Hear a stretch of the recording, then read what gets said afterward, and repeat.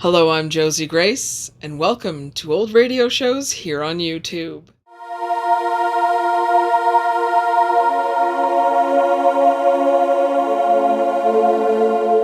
How's everybody doing tonight? Tonight is another Lights Out. And did you know, in 1942, when Arch Oboler went back to the series and revised it for CBS, that's when the sponsor of ionized yeast came into effect. So if you heard ionized yeast, the old radio announcer voice, that was the first time that Lights Out had that sponsor, was 1942, and it was the time when they did the This Is Later Than You Think, and that was their warning, and that people were too delicate to handle the frightening events of the new episode of Lights Out coming up. And maybe this one is a little weird. This one could be a little weird. This one is about a mad scientist, because it can't be a horror old radio show without there being a mad scientist. Well, it can't be. But there's usually a mad scientist, and this mad scientist seeks revenge on his ex-wife and ex-lover and all kinds of other stuff. And he's a little cray-cray. He's a little just weird. He's a mad scientist. This one is Lights Out with the Little People. Ironized Yeast presents Lights Out. Everybody.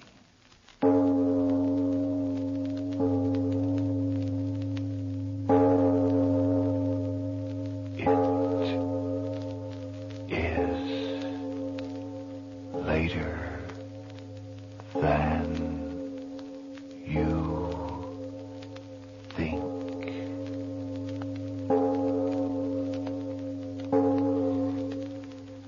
Lights Out brings you stories of the supernatural and the supernormal, dramatizing the fantasies and the mysteries of the unknown. We tell you this frankly, so if you wish to avoid the excitement and tension of these imaginative plays, we urge you calmly, but sincerely, to turn off your radio now. This is Arch Oboler. For Ironized Yeast tonight, a story of that still small voice which civilized men call conscience. But first, Frank Martin.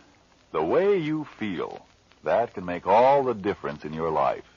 If you're run down, losing weight, feel tired too much of the time, and if vitamin B1 and iron shortage is what's to blame, listen.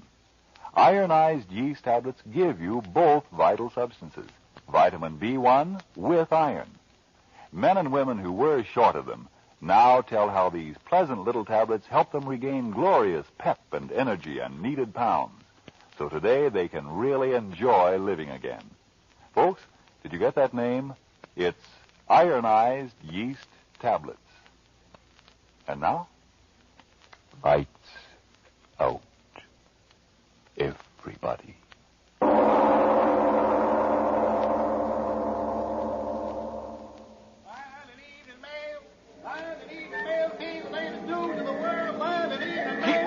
Keep moving along, ladies and gentlemen. Keep moving. There ain't no loitering here. Keep moving. Hey, officer, what's going on in the hall? What's the bloomin' attraction? Read the signs, my man. Read the signs. Huh? Oh, the great Peter Stransky, world-famous explorer, appearing in person in lecture on headhunters of the Amazon.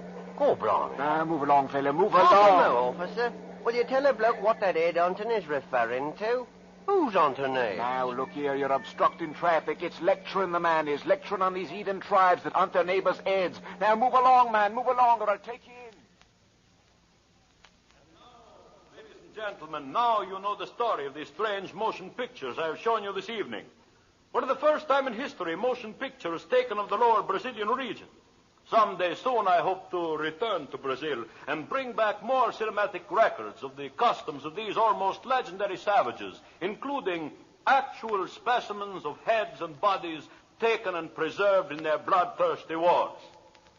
When that day comes, I hope you will be as kind to me as you have been this evening. And so, good night until we meet again. Excellent lecture, Stransky. Excellent. Yes. It went very well indeed. Complete sellout. That headhunting theme meant excellent publicity in all the papers, you know. Yes, of course. Now, if you'll pardon me, my wife... Oh, but my dear Strensky, autograph. They paid to listen to my lecturing and see my motion pictures, not to get my autograph. I'm sorry, my wife, she will be waiting.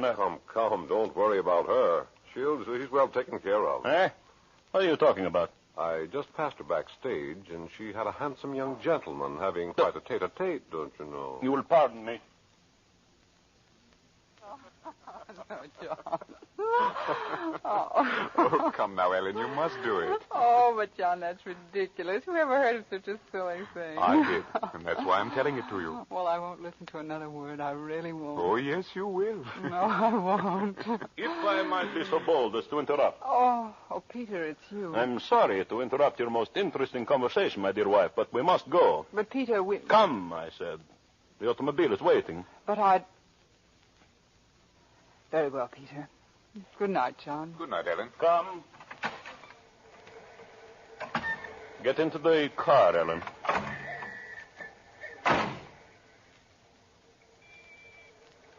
Why don't you say something, Peter? Yes. Yes, I will say something. This. Well, why don't you speak? Why don't you cry? I wouldn't give you the satisfaction. So, you save your tears for him, too. Say something. I'm leaving you, Peter. Leaving me? What are you talking about? I spoke clearly enough. I'm leaving you. Don't be a fool. I'm trying not to be. That's why I'm leaving you. I should have done it a long time ago. You'll go to him. No, I'm going to divorce you first, Peter. Divorce? I won't have any difficulty about that, I'm sure. No, never a divorce for me, never. You'll have no choice. Please stop the car. Yes. Goodbye. Ellen? I'm sorry for you, Peter. No. I'm sorry for you. And him.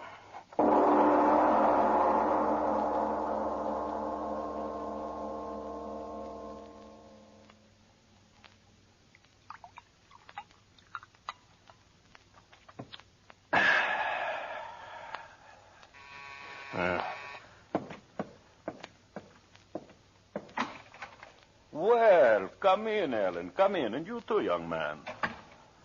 What do you want of us, Peter? It was very kind of you two to come here and join me tonight. You said it was important, Strensky. What is it? Oh, have a chair. Sit down. There is no hurry. Well, John and I, we're on our way to the theater. If you don't mind, Peter, tell us what you want. I want little. We have come to what the novelist would call the parting of the ways.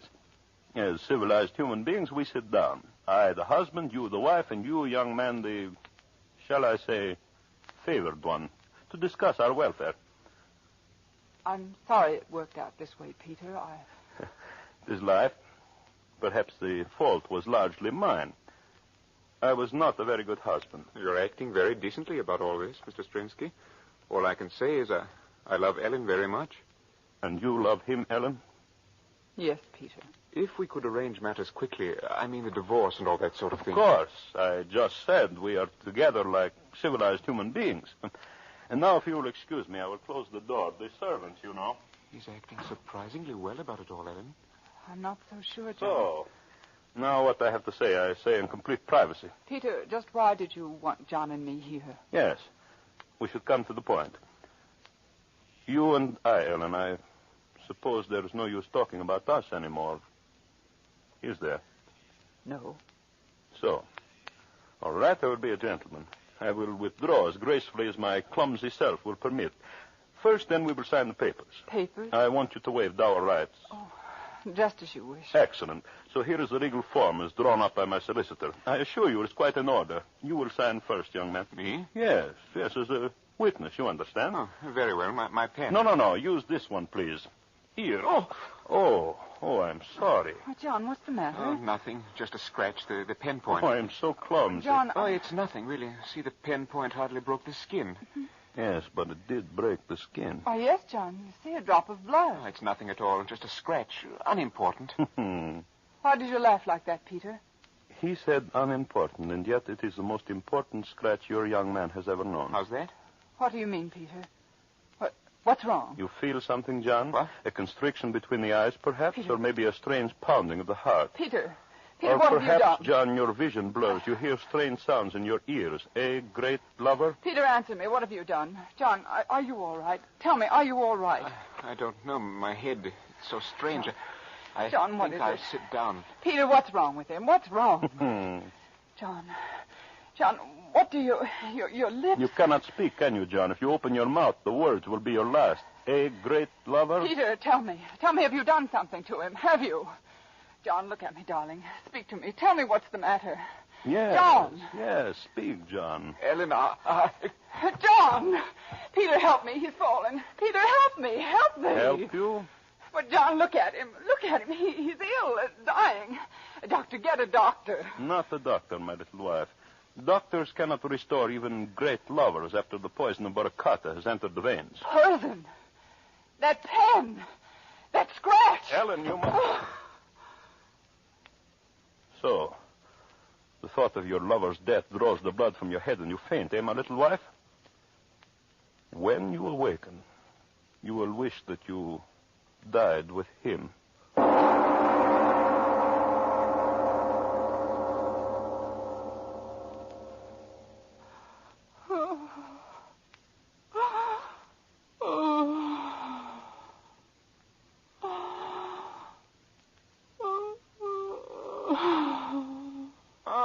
You are awake again. You are bound in a chair. It is most discourteous of me, I know, but then, as you may remember, I always was a barbarian. John. You will keep your voice down. John. You've got to tell me. Where is he? Why am I down here? John's not dead. He can't be dead. There on that table. Under the sheet. Not John. Yes, John.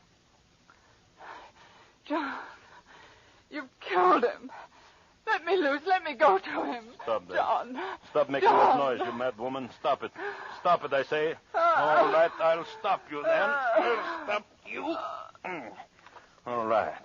There, my little wife, scream, yell, rave all you want. This gag over your mouth serve its purpose well. Go on. Go on. You amuse me.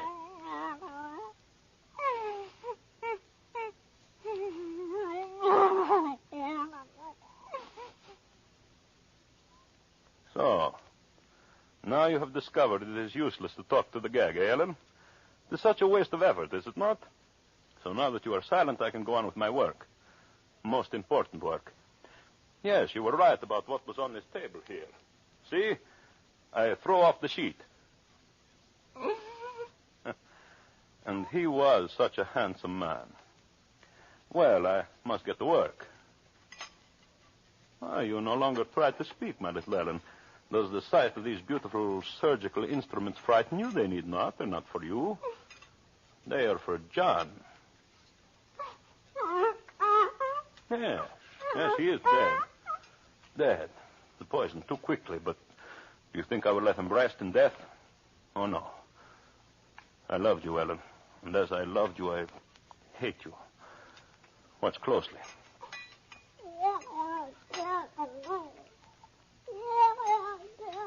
What? I'm sorry, I cannot understand you.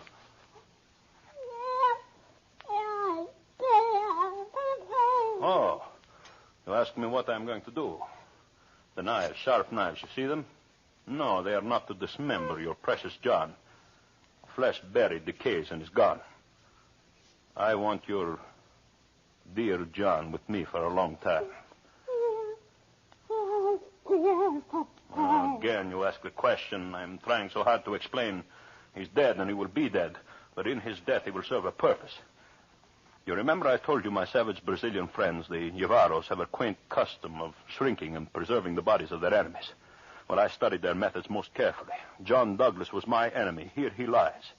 And I will do with him as the Yavaros do with their enemies. So, now you understand. When I'm through with him, your lover will be a little leathery-skinned man, a doll-like in size, a trophy for my trophy room. Who will suspect that in that little leathery doll-like figure is the body of an Englishman? And so he will amuse me in his death. No. Yes. And you will sit there, my little wife. You will sit in that chair for the many days it will take me to prepare the carcass. You will sit and watch me day after day as with smoke and with heat I make the strong body of your lover smaller and smaller. You will sit there.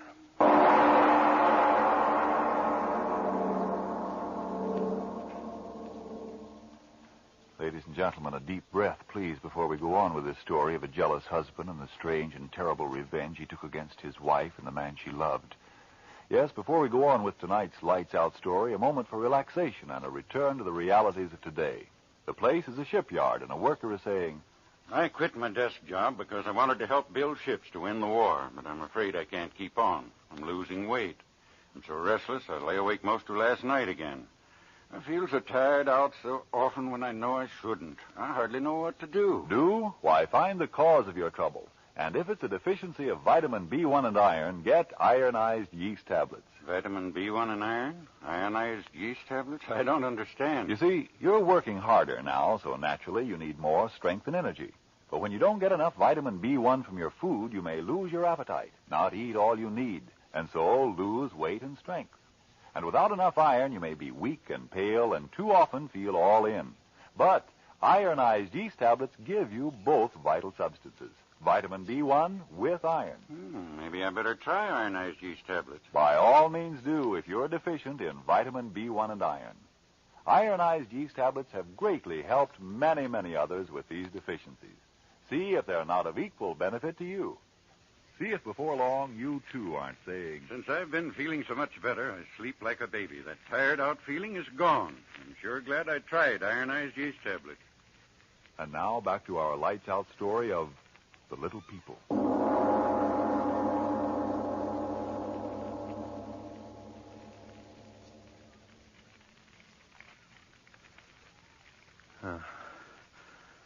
Fire is warm. Hell, warm, so very warm. The air filled with smoke. Dry, swirling smoke. See how it coils around him. At first, how often you cried out when I talked like this, but now you're silent. Weeks. How many weeks has it been? 4, 5, 6? It used to take my savage friends 10 weeks to dry and cure the bodies of their enemies. 10 weeks. And I have done it in 5. Look at him. 6 foot strong and broad he was, but now a doll in size, a small brown doll. Oh, what weary days they've been, filling the body full of sand and slowly turning in the smoke and the heat, not too quickly, not too slowly, not too close to the flames. And now, the man that was John Douglas, a doll, a brown doll of death. The flames are noisy. Noisy as you are silent, little Ellen. You are... Oh, I hadn't noticed. Your eyes are closed. Wake up. Wake up! Wake up, I say. You've got to look at him. Your eyes have got to see him. You've got to see him. You're speaking. I cannot understand you. The gag, yes, I will take it off. Sitting there all these weeks, you haven't got the strength. There, that does it. Your lips are free. Well, look at him, Helen. Look at him and tell me what you think of John Douglas now. Smoke. Smoke twisting and twisting round him. Smoke is taking him. Where is he gone? Ellen. Where is he gone? Ellen. Smoke. I'll go to him in the smoke. He's waiting. Ellen, stop. Stop, you hear? Understand. You must understand. Smoke, he will wait for me. Smoke. What are you raving about? Yes, smoke. See how it curls around him. No. He's waiting. No, stop talking like that. Stop talking like that, I say. Waiting. The knife. Where is the knife? I'll stop you now. A knife. All right. Dead. Up on the table with you. I must prepare you, Ellen, for the smoke and the fire. Took me 5 weeks with him, and now 5 more weeks with you. And then you will be as he is. Brown with the smoke of the curing fire. A little doll in size. The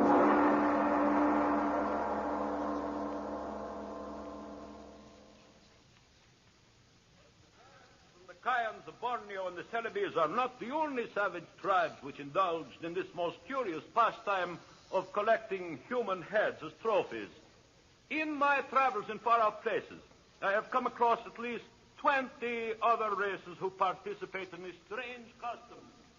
Let's get out of here, Mamie. Why, the man's as dry as dust. Oh, but who cares about headhunting men and the likes of that? Let's get out of here and go to a cinema. Quiet. Oh, all right. And they went raiding and killing their enemies, generally in nocturnal surprises. These savages severed the heads of the dead and returned with them to their villages. Members of the tribe believe their rank in the next world depends upon the number of heads secured. But, unquestionably, the most curious custom is found among the Yavaros of South America, who not only sever the heads of their enemies, but also are known to shrink the bodies of the dead until they are small, almost doll-like in size. These bodies are kept in the large huts and treasured highly. And now, ladies and gentlemen, I have a surprise for you. In my recent trip to South America and my visit to the Yavaros, at great personal risk, I was able to procure 2 of the macabre specimens. Yes, I have here in this trunk the shrunken bodies of 2 full-sized human beings. That is, at one time they were full-size, but now they are the size of large dolls. A man and a woman, ladies and gentlemen, perfectly preserved. The only specimens of their kind in existence outside of the sultry jungles of South America. Never before have they been seen or displayed upon the lecture platform, but tonight I am going to show them to you. And now you make your public debut, my 2 beauties. Ellen and John, the new sensation of the lecture stage. Ladies and gentlemen, if you please, presenting 2 perfect specimens, the only ones of their kind, of the secret process which enables the savages of the jungles of South America to reduce their enemies to doll-like size. Here we have a living man, about 6 foot in size during his lifetime, now reduced to midget size. And likewise, here a woman, once a living, breathing individual like you and you and you, now this horrible trophy of the curer's art. You see, Ellen and John, they like you. You are a success. A huge success.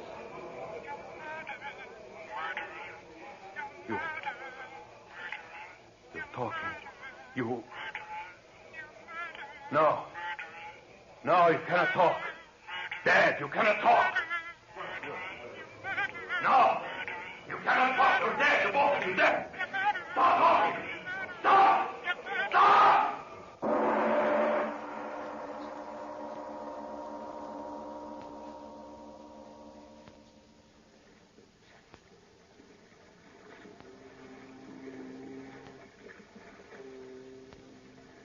Sure, Captain, it's a strange passenger we got aboard this time, I must say. Oh, you mean Strensky?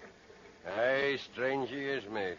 But what's he running away from, sir? Oh, sure, mate, that ain't a proper question to be asking of a man when he lays as many pound notes on the table as that man did for this passage. Get me out of England tonight, he said.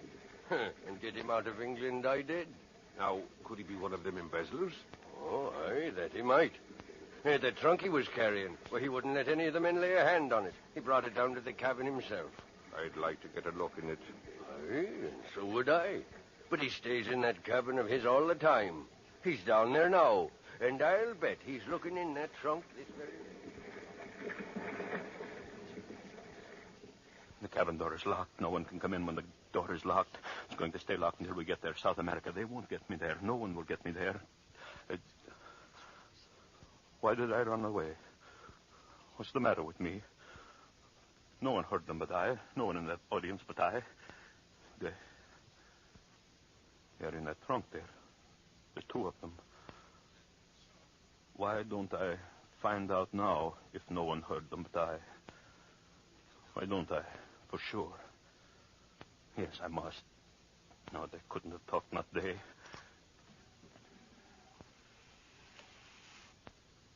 The two of you lying there. You didn't talk, did you? No. No, of course you didn't. You're dead. You're more than dead. Hollow flesh shrunk by the smoke of heat until you're smoky little dolls. Alan and John, I'm free of you forever. Forever. You, Alan. Thing that was Alan. Why don't you say something? Again. I heard you again, the two of you. I heard you. No. Stop it. Stop it. Stop it. Stop it, you little things. You can't speak. You're dead, burned in the flames. Stop it. All right, I'll stop you. I'll stop you. Into the sea. I'll throw you into the sea. Come, you and you. I've got you in my hands. I'll throw you into the sea. First, you, Ellen. Into the water. There. And now you, John. Into the sea. The sea will stop that tongue of yours. There. There. Now I'm through with you. Through with you. The water will stop your mouths. It stopped it. I'm free of you forever. The two of you forever. Huh? What's the matter? What's the matter? The matter? Oh, what do you mean, Captain? Nothing is the matter. Oh, I thought I saw you throw something in the water. In fact, I'm sure of it. Oh, just some old things. Yes, that's it. Some old things I didn't want. Oh, I see. Well, as long as everything's all right. Yes. Everything's all right. No. It is a weird night, isn't it? Weird? Why do you say that, man? Yeah, it's so dark. No moon, not a star in the sky. It's like we were sailing at the black of a tomb without even candlelight to lead us. You know, if I was a superstitious... What in the devil's name is that? What? What are you talking about? There, to starboard, see? Two lights. Different. Take it, what lights are those? They're coming closer. Starship lights? No, that can't be. Why, I've sailed these waters for 15 years. It's they. What? The two of them, their faces. See them gleaming faces. Ellen, John, get back. Back to the water. I threw you in. Back. Trensky, what's come over you? Back. Stop leaning over the rain. You'll fall in, man. Look out!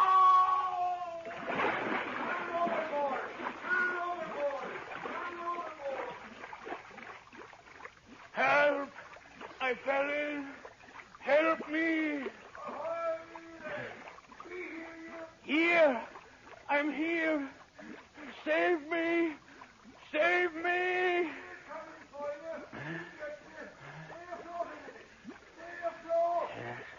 Yes, I'll stay afloat. They'll save me. I won't die. I won't. They'll save me.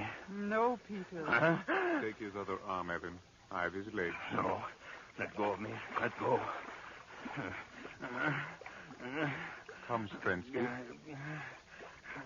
Join us. No. Stop. Ellen, John, the two of you, stop. You're pulling me under. Drowning me.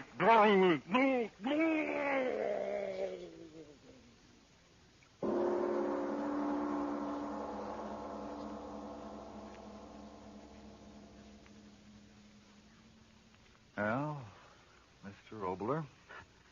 Well, Mr. Martin, what are you looking for tonight? Rationalization, morals? For, of course, the moral of tonight's story is a healthy and a hopeful one. That evil is its own undoing. That reminds me, Frank, outside of Hitler, Hirohito, and Company, have you a nomination for the evilest man of the year? Well, leaving Hitler and his fang-toothed friend out of it sort of restricts me, doesn't it? No, because anyone who thinks that evil is impersonated only by the militarist is quite naive. But you have your say, and then I'll have mine. Do people say you're slipping, that you can't take it anymore? Well, if you're short on vitamin B1 and iron, If that's why you're losing your pep and sparkle, remember, ironized yeast tablets supply both vital substances. Of course, a rundown condition may be due to other causes. If in doubt, see your doctor. But if you simply need more vitamin B1 and iron, get ironized yeast tablets right away. They've been of great help in scores of such cases. In fact, ironized yeast has been so successful that it's sold on this no-risk, money-back basis. If you don't begin to eat better, to feel better, and so sleep better, the cost of the first bottle will be refunded to you in full by Ironized Yeast, Box IY, Rahway, New Jersey. And now, what about this Mr. Evil of 1943? Well, I'd like to tell you about the evil now. I feel like it, but I'm going to tell about him in a play called Murder Castle. Yes, Mr. Evil of 1943. It takes place, as usual, at a time called next week. Yes, tune in next Tuesday again for Arch Obler's eerie story, Murder Castle. And if you need more vitamin B1 and iron, be sure to try ironized yeast. But remember, there's only one ironized yeast.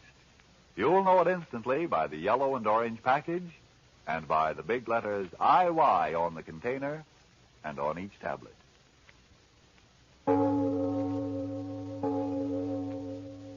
It is later than you think. Friends, those white shoes you now own are not going to be easy to replace. So give them the best of care. Clean them with Energine Shoe White. It's made only with the very whitest pigment. And that amazingly white pigment is thoroughly mixed into every particle of every drop of Energine Shoe White. So it goes on smoothly and dries quickly to a really white